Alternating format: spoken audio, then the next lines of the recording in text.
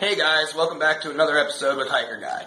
Today we're going to be talking all about the ARTIST CONK mushroom, also known as the artist bracket, bear bread, or the white powdered monkey's bench in Japan. So today we're going to get into some of the medicinal uses of this mushroom, as well as ways that you can press it and make it into teas.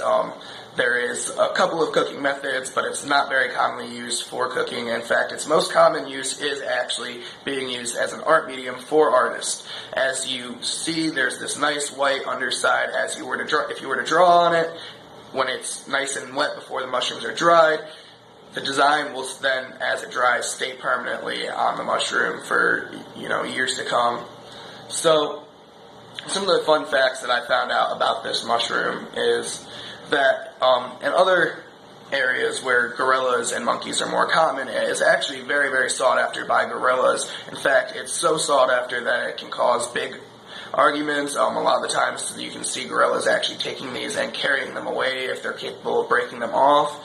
And they'll carry them away from the area where the tree was and try to hide it from the other gorillas. And young gorillas can actually be seen hanging from them and sucking on the ends to get the medicinal properties from these mushrooms. So, that being said, we're going to talk a little bit about what are the medicinal properties of this mushroom. Well, there's actually a lot of different medicinal properties for this mushroom. It's believed to have anti-cancer, immune modulating, hypoglycemic, anti-fibrotic, and antioxidant properties.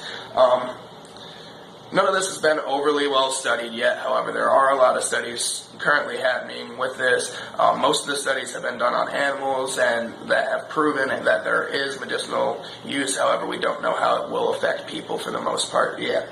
However, there are another species called reishi mushroom that we'll be talking about later on that are in the same family that are very commonly used for medicinal practices. Now, in parts of China and Asia, they still use these in medicines, and it's very common that they use them for stuff like indigestion, excess phlegm. They use it for pain and to reduce heat. And it's said that when you consume a tea or a water-based tincture, it tends to give you an energetic warmth. So now that we're done talking about all that, we're going to go into some of the cooking possibilities. There's not a whole lot here. So first off, it's said to have a rich, smoky mushroom flavor, although can be a bit better. And apparently, depending on what kind of tree you actually find the mushroom on, can change the flavor quite a bit. So that's something that you should take note of if you ever plan on trying to make teas, tinctures, or any kind of other, cooking with this. On top of that, hot herbal soups have been known to be made with the Ganoderma mushroom because of its strong smoky mushroom flavor, and it's very slight bitterness, so that's withstandable when you're going with a hot herbal soup.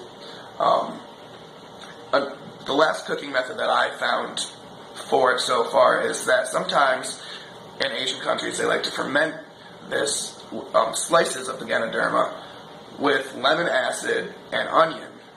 And it's a common use for cooking, for an umami flavor enhancer in fermented foods. So we're going to go into a little bit about where you can actually find these beautiful mushrooms. So they're found all over the place. You can find them throughout the U.S., Canada, Europe, Asia, and Australia. They're mostly found on hardwood and conifer trees. So trees specifically like beech, poplar, alder, apple trees, elm, buckeye and horse chestnut, maple, oak, walnut, willow, western hemlock, Douglas fir, and older sick olive and spruce trees. So you have a very wide variety of trees that you can find this mushroom on. However, it is considered a decay fungus, a wood decay fungus, as well as a bracket fungus. So while these mushrooms are growing on the trees, they do slowly kill them, and after a handful of years, they will no longer grow there. So, if you find one, you might be able to go back for a couple of years and find one in the same spot, but it's not going to stay there forever.